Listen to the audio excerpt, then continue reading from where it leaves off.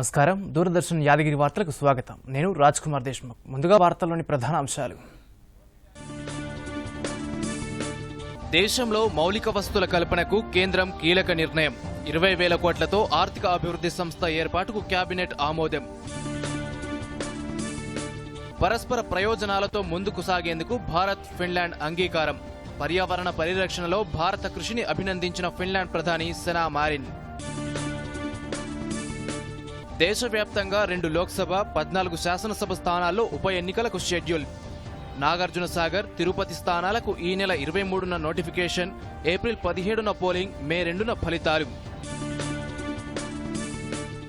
రైల్వేలను ప్రైవేటీకరించే ప్రసక్తే లేదన్న కేంద్రం ఆర్థిక వ్యవస్థ వృద్ధికి చోదక శక్తిగా మారుస్తున్నామన్న మంత్రి Piyush Goyal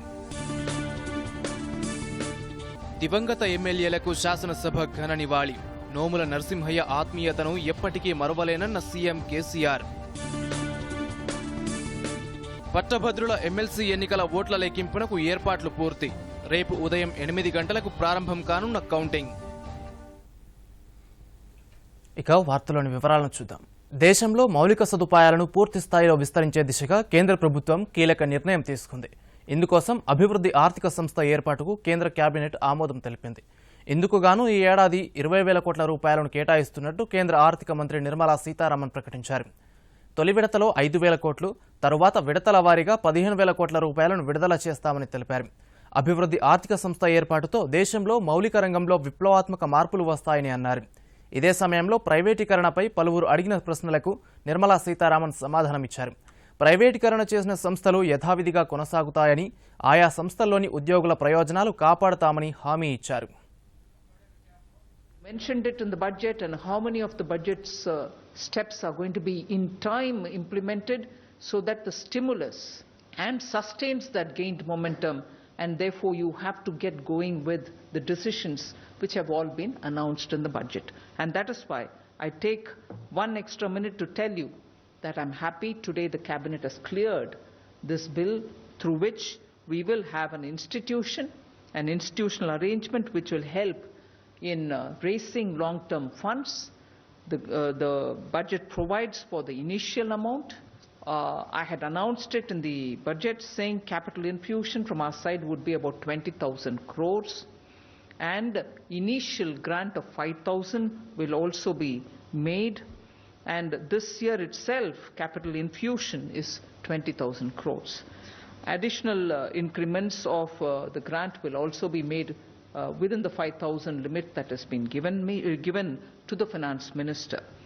And through this, we expect to raise considerable amount using this lever from the market, and I'll get into the details when the questions come from you.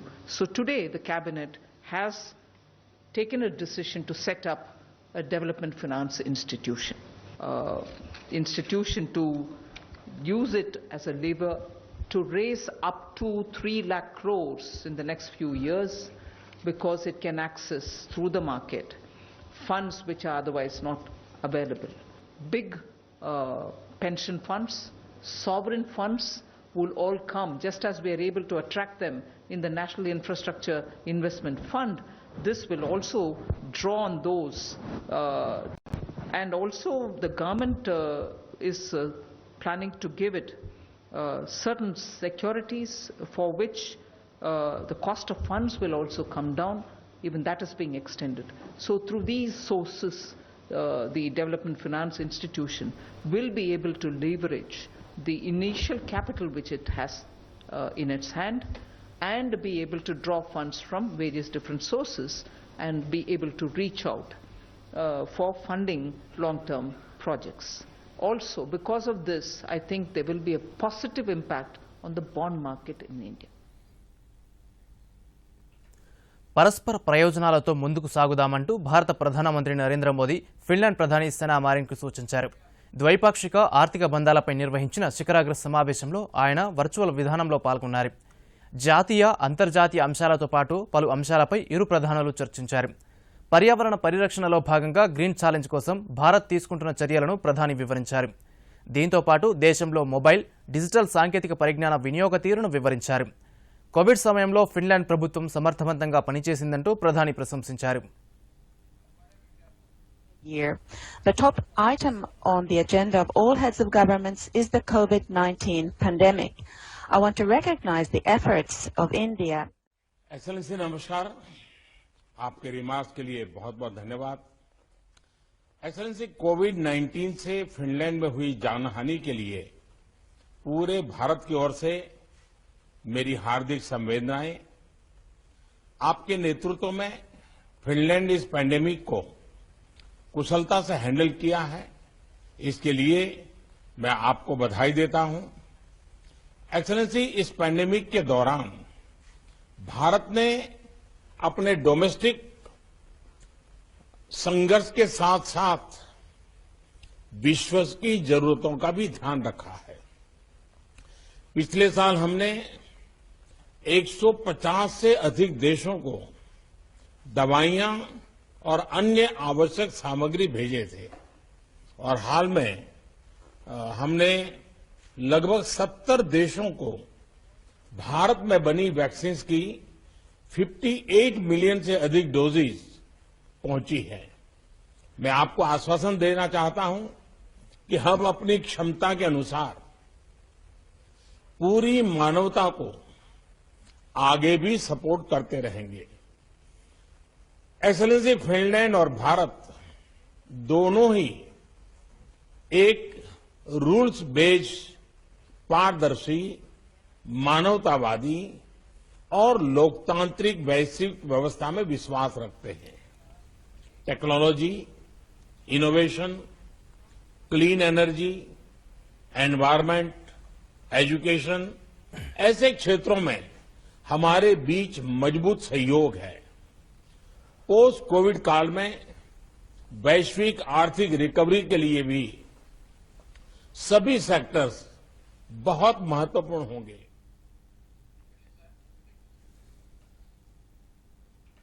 దేశవ్యాప్తంగా 2 లోక్సభ స్థానాలతో పాటు 11 రాష్ట్రాల పరిధిలోని 14 శాసనసభ స్థానాల్లో ఉప ఎన్నికలకు కేంద్ర ఎన్నికల సంఘం నోటిఫికేషన్ జారీ చేసింది.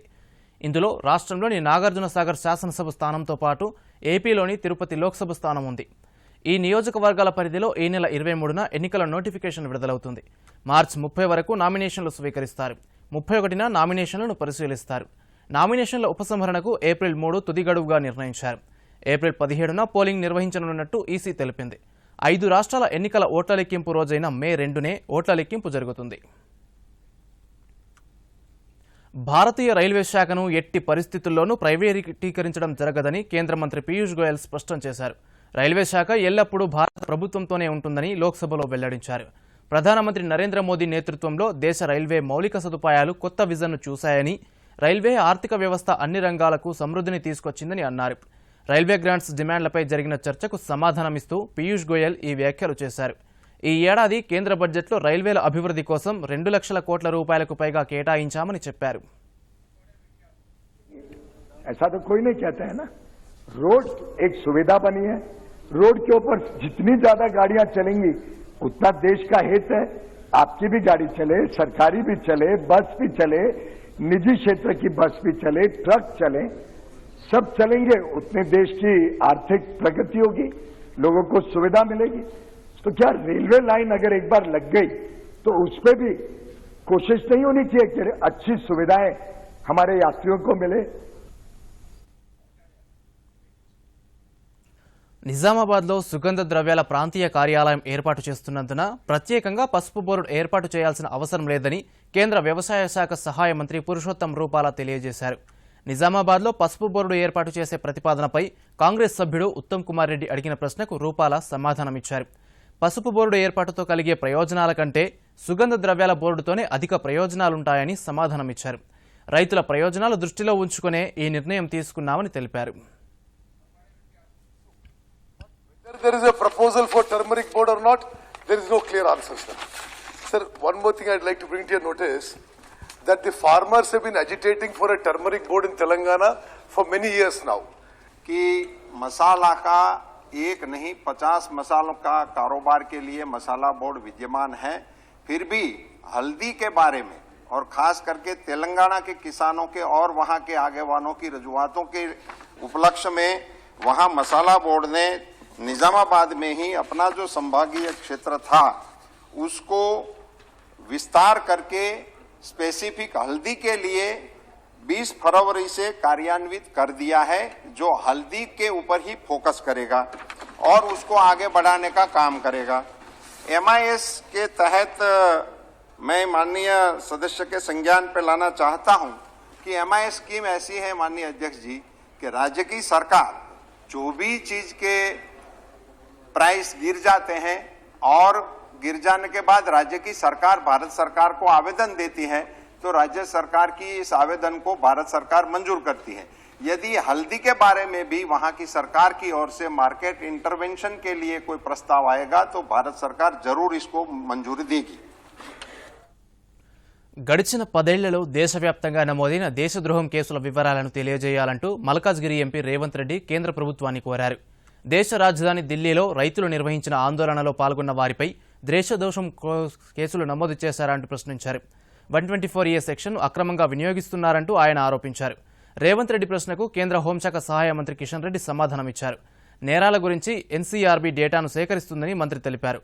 దేశద్రోహం కేసుల్లో కేంద్ర ప్రభుత్వ ప్రమేయం ఏమాత్రం ఉండదని స్పష్టం చేశారు. NCRB ప్రకారం 2019లో ఢిల్లీలో ఒకే కేసు నమోదైందన్నారు. ఈ సమయంలో రేవంత్ వ్యాఖ్యలను తప్పుపట్టిన కిషన్ రెడ్డి మీసా టాడా చట్టాలను కాంగ్రెస్ పార్టీ తీవ్రస్థాయిలో దుర్వినియోగం చేసిందన్నారు. జయప్రకాష్ నారాయణ, వాజ్పేయి, అద్వానీ ఇతర నేతలను మీసా చట్టం కింద అరెస్టు చేశారని కిషన్ రెడ్డి ఆరోపించారు. सरकार से अगर आप 1 साल के अंदर इसके बारे में अगर जांच नहीं किए, अगर इसका कन्विक्शन नहीं हुआ, ये चार्जेस ड्रॉप करने के लिए कोई केंद्र सरकार ने कोई प्रपोजल है? दिल्ली में हमारे पास अभी तक जनरल NCRB का डाटा सब स्टेट्स भिजाने के बाद केंद्र सरकार ने इस डाटा को घोषणा करते हैं। अभी तक हमारे पास 2019 का डाटा रेडी है, वो घोषणा किया है। केंद्र सरकार के पास अलग डाटा नहीं रहते हैं। और दूसरा, हम पूरा NCRB का डाटा जो स्टेट गवर्नमेंट्स देते हैं उसके आधार पर हम घोषणा करते हैं, नंबर 1। नंबर 2, संसद ने पूछे 2014 के पहले क्यों नहीं बताए। मैं बताना चाहता हूं सेडेशन केस के बारे में, जब कांग्रेस सरकार थी अलग कोई डाटा नहीं रखे हैं, वो पूरा जो IPC क्राइम्स रिकॉर्ड्स रखते हैं उसमें ही मिलाकर रखे थे। हम गर्व के साथ बताना चाहते हैं मोदी सरकार आने के बाद जो सेडिशन केसेस का अलग डाटा 14 के बाद हम ही अलग डाटा देश के सामने रख रहे, उससे पहले कोई डाटा नहीं रखे थे। कांग्रेस पार्टी छुप छुपाकर IPC में ही रखते थे आप लोग। సుస్థిర అభివృద్ధి లక్ష్యాలను సాధించడంలో భారత నిబద్ధత ప్రపంచ దేశాలకు ఆదర్శనీయమని ఇంటర్ పార్లమెంటరీ యూనియన్ అధ్యక్షులు డ్వార్టో పచేకో అన్నారు. ఈ విషయంలో పలు దేశాలు భారత్ను అనుసరిస్తున్నాయని తెలిపారు. ఈ ఉదయం పార్లమెంట్ సెంట్రల్ హాల్లో లోక్సభ, రాజ్యసభ సభ్యుల సంయుక్త సమావేశాన్ని ఉద్దేశించి ఆయన ప్రసంగించారు.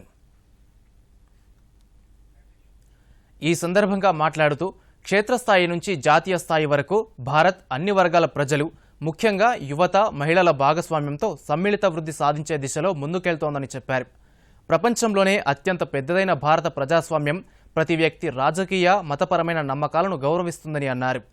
కోవిడ్ మహమ్మారి గురించి మాట్లాడుతూ ప్రపంచవ్యాప్తంగా ఈ వైరస్ను కట్టడి చేసేందుకు అవసరమైన ఔషధాలు, వ్యాక్సిన్లను సరఫరా చేస్తున్న భారత్కు ధన్యవాదాలు తెలిపారు. ఐక్యరాజ్య సమితి భద్రతా మండలిలో భారత శాశ్వత సభ్యత్వానికి పోర్చుగల్ మద్దతు తెలుపుతుందని పచేకో తెలిపారు.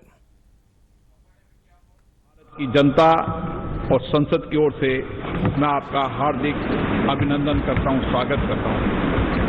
नवंबर 2019 में IPU के तीसरे अध्यक्ष के रूप में आप भारी बहुमत से विजयी हुए। मेरी ओर से, भारतीय संसद की ओर से आपको हार्दिक बधाई, शुभकामनाएं। भारत और पुर्तगाल के नजदीक संबंध है। कल आपने जिक्र किया कि भारत और पुर्तगाल भाई भाई हैं और हम मूल यहां से ही निकले हैं। महामहिम, आपका सार्वजनिक जीवन, जन कल्याण के प्रति आपकी प्रतिबद्धता और लोकतंत्र के आदर्शों तथा रूल ऑफ लॉ में आपकी आस्था, विश्वास दर्शाता है।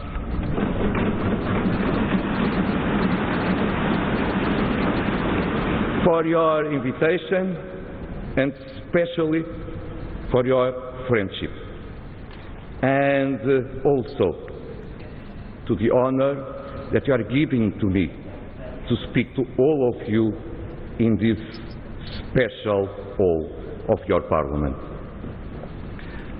Mr. Speaker, I am here for two main reasons, one personal and other political. Personal. You know me, I think, quite well right now. And friendship is a road with two ways. We receive and we give.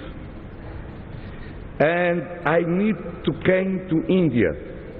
I need to come to see all of you face to face to say thank you. ఇటీవల మరణించిన ఎమ్మెల్యేలకు రాష్ట్ర శాసనసభ నివాళులర్పించింది.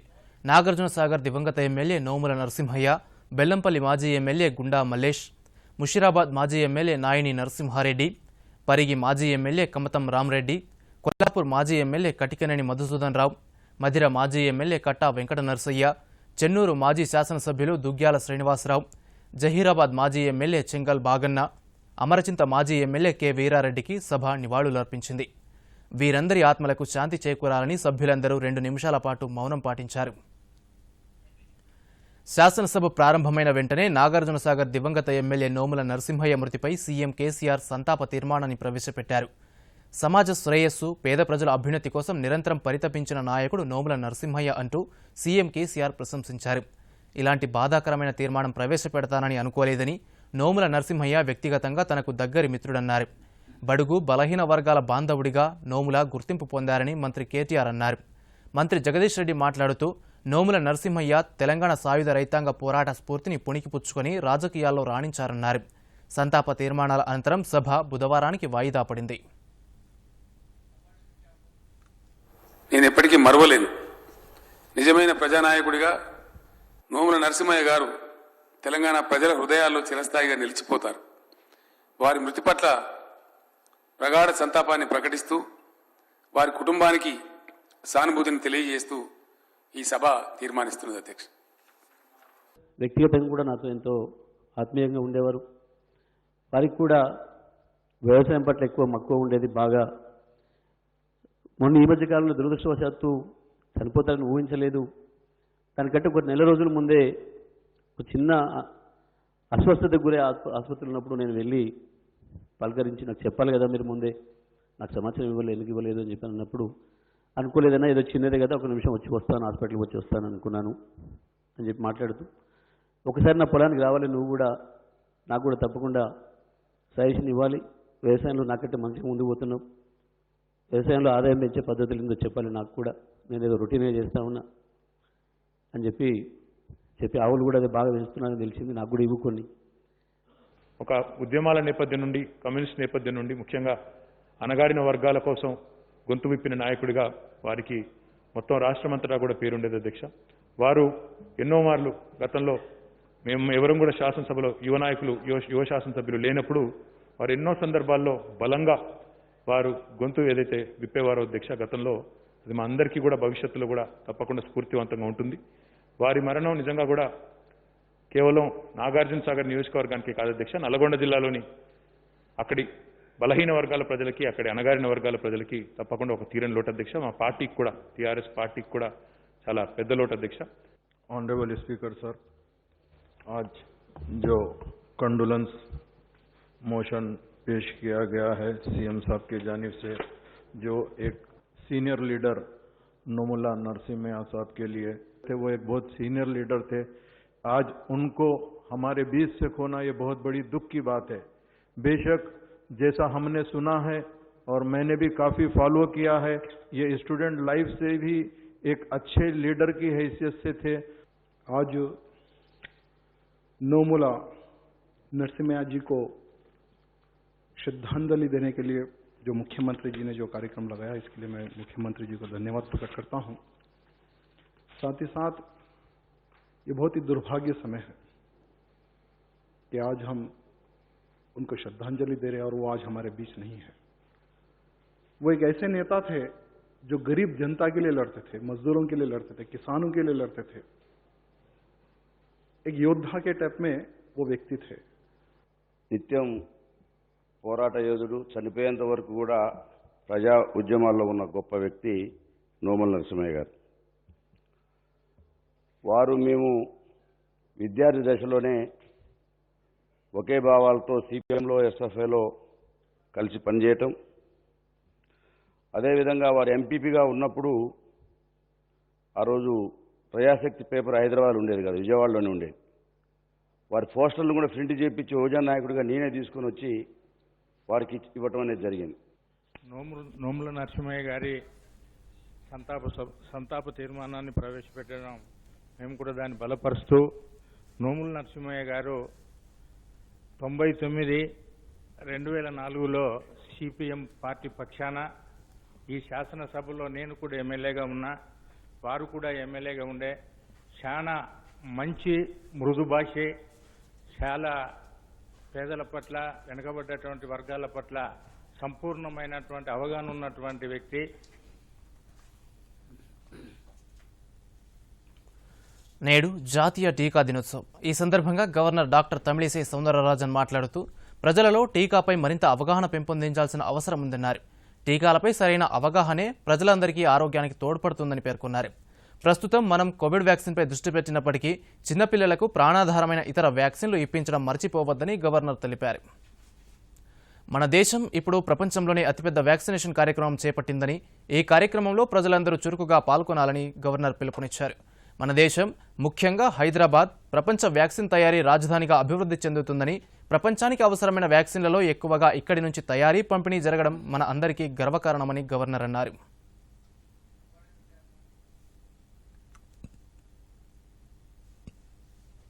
అందరికీ నమస్కారం. ఈ రోజు జాతీయ టీకా దినోత్సవం. మనం అందరం టీకాపై సరి అయిన అవగాహన కలిగిద్దాం. కోవిడ్ టీకా అర్హులైన అందరం తీసుకుందాం. చిన్న పిల్లల వ్యాక్సిన్లపై నిర్లక్ష్యం వద్దు. ఎమ్మెల్సీ ఎన్నికల ఓట్ల లెక్కింపునకు అన్ని ఏర్పాట్లు పూర్తయ్యాయి. రేపు ఉదయం 8 గంటలకు లెక్కింపు ప్రక్రియ మొదలవుతుంది. హైదరాబాద్, రంగారెడ్డి, మహబూబ్ నగర్ పట్టభద్రుల ఎమ్మెల్సీ స్థానానికి సంబంధించి కౌంటింగ్ కోసం సరూర్ నగర్ ఇండోర్ స్టేడియంలో ఏర్పాట్లు చేశారు. వరంగల్, ఖమ్మం, నల్లగొండ ఎమ్మెల్సీ కౌంటింగ్ నల్లగొండ జిల్లా కేంద్రంలోని ఆర్జాలాబావి స్టేట్ వేర్ హౌసింగ్ కార్పొరేషన్ గోదాంలో నిర్వహిస్తారు. ప్రాధాన్యత క్రమంలో ఓటు వేసినట్టుగానే కౌంటింగ్ కూడా ఇదే విధంగా జరుగుతుంది. తొలి ప్రాధాన్యత ఓట్లను మొదలు లెక్కించి ఆ సమయంలోనే చెల్లని ఓట్లను తొలగిస్తారు. చెల్లిన ఓట్లను మాత్రమే పరిగణలోకి తీసుకుంటూ విజేతకు అవసరమైన కోటాను నిర్ణయిస్తారు. చెల్లిన ఓట్లలో 50% + 1 కలిపి విజేతకు అవసరమైన గెలుపు కోటాను నిర్ధారిస్తారు. తొలి ప్రాధాన్యత ఓట్లలోనే ఈ గెలుపు కోటాను అభ్యర్థులు సాధిస్తే సరే, లేకుంటే ఎలిమినేషన్ పద్ధతిలో రెండో ప్రాధాన్యత ఓట్లను లెక్కిస్తారు. అప్పటికి విజేత తేలకుంటే మూడో ప్రాధాన్యత ఓట్లను లెక్కిస్తారు.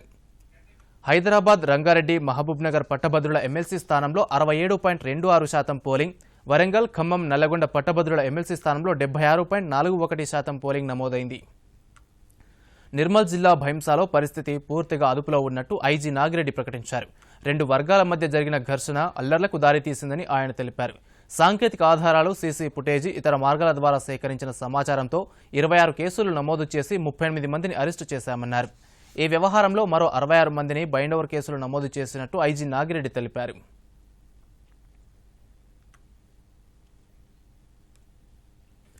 కాళేశ్వరం, అనంతగిరి, కొండపోచమ్మ సాగర్ ప్రాజెక్టు నిర్వాసితుల పరిహారంపై సుప్రీంకోర్టులో విచారణ జరిగింది. 2013 భూసేకరణ చట్టం ప్రకారం బాధితులకు పరిహారం ఇవ్వాలని, పెళ్లికాని మేజర్ యువతకు సైతం విడిగా పరిహారం చెల్లించాలని హైకోర్టు గతంలో రాష్ట్ర ప్రభుత్వానికి ఆదేశాలిచ్చింది. హైకోర్టు ఆదేశాలను సవాల్ చేస్తూ రాష్ట్ర ప్రభుత్వం సుప్రీంకోర్టులో పిటిషన్ దాఖలు చేసింది. దీనిపై విచారణ చేపట్టిన అత్యున్నత న్యాయస్థానం హైకోర్టు ఆదేశాలను పక్కన పెట్టింది. రాష్ట్ర ప్రభుత్వం తరపున సీనియర్ న్యాయవాది వైద్యనాథన్ వాదనలు వినిపించారు. తెలంగాణ హైకోర్టు ప్రధాన న్యాయమూర్తి ధర్మాసనం దీనిపై విచారణ జరిపి నిర్ణయం తీసుకోవాలని సూచించింది. హైకోర్టులో వాయిదాలు కోరవద్దని అడ్వకేట్ జనరల్ను సుప్రీంకోర్టు ఆదేశించింది. పశ్చిమ బెంగాల్లో 4వ విడత ఎన్నికల కోసం ఈసీ నోటిఫికేషన్ విడుదల చేసింది. 5 జిల్లాల పరిధిలోని 44 నియోజకవర్గాలకు 4వ విడతలో ఎన్నికలు జరుగుతాయి. 10న పోలింగ్ జరిగే ఈ విడతకు ఈ నెల 23తో నామినేషన్ల ఘట్టం ముగుస్తుంది. మరోవైపు పశ్చిమ బెంగాల్లో బీజేపీ ప్రచారాన్ని ముమ్మరం చేసింది. పార్టీ అధ్యక్షుడు జేపీ నడ్డాతో పాటు ఉత్తరప్రదేశ్ ముఖ్యమంత్రి యోగి ఆదిత్యనాథ్ వేర్వేరు ప్రాంతాల్లో ప్రచారం నిర్వహించారు. పశ్చిమ బెంగాల్లో తమకు సంపూర్ణ మెజారిటీ వస్తుందని రక్షణ శాఖ మంత్రి రాజ్నాథ్ సింగ్ అభిప్రాయపడ్డారు. మమతా బెనర్జీ పాలనలో అభివృద్ధికి ఆమడ దూరంలో నిలిచిన బెంగాల్ ప్రజలు బీజేపీ పట్టం కట్టబోతున్నారని ఉత్తరప్రదేశ్ ముఖ్యమంత్రి యోగి ఆదిత్యనాథ్ అన్నారు. తృణమూల్ అధినేత మమతా బెనర్జీ బంకురా జిల్లాలో ఎన్నికల ప్రచారం నిర్వహించారు. బీజేపీ నేతలు ఎన్ని ప్రయత్నాలు చేసినా బెంగాల్ ప్రజలతో తనకున్న అనుబంధాన్ని విడదీయలేరని పేర్కొన్నారు.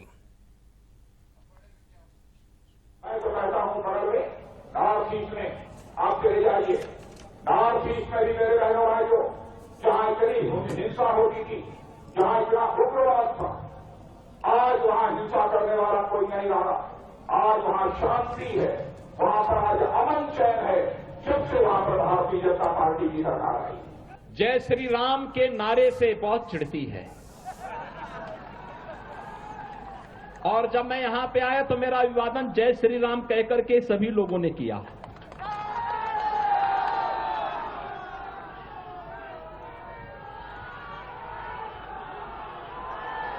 मुझे आश्चर्य होता है,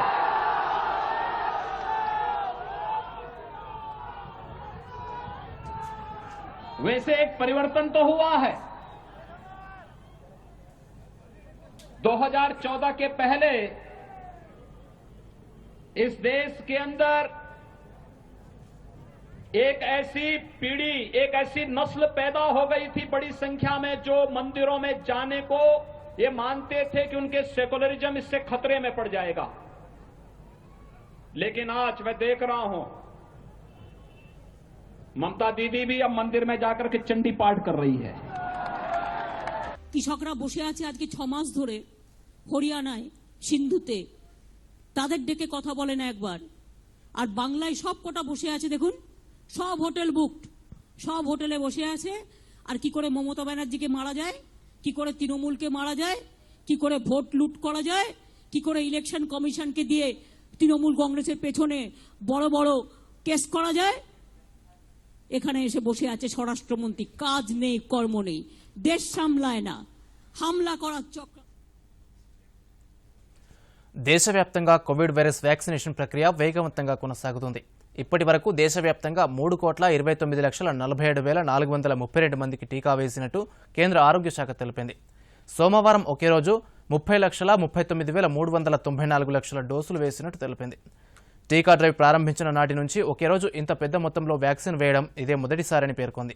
ఈ నెల 1వ తేదీ నుంచి 60 ఏళ్లు నిండిన వారికి, దీర్ఘకాల వ్యాధులతో బాధపడుతూ 40 ఏళ్లు పైబడిన వారికి వ్యాక్సిన్ ఇస్తున్నారు. అహ్మదాబాద్లో జరుగుతున్న 3వ టీ20లో భారత్ 20 ఓవర్లలో 6 వికెట్లు కోల్పోయి 156 పరుగులు చేసింది. టాస్ గెలిచిన ఇంగ్లాండ్ మొదటగా ఫీల్డింగ్ ఎంచుకుంది. ఓపెనర్గా బరిలోకి దిగిన కేఎల్ రాహుల్ మరోసారి నిరాశపరిచాడు. పరుగులేమీ చేయకుండానే వెనుదిరిగాడు. మరో ఓపెనర్ రోహిత్ శర్మ 15 పరుగులకి అవుట్ కావడంతో టీమిండియా 2వ వికెట్ కోల్పోయింది.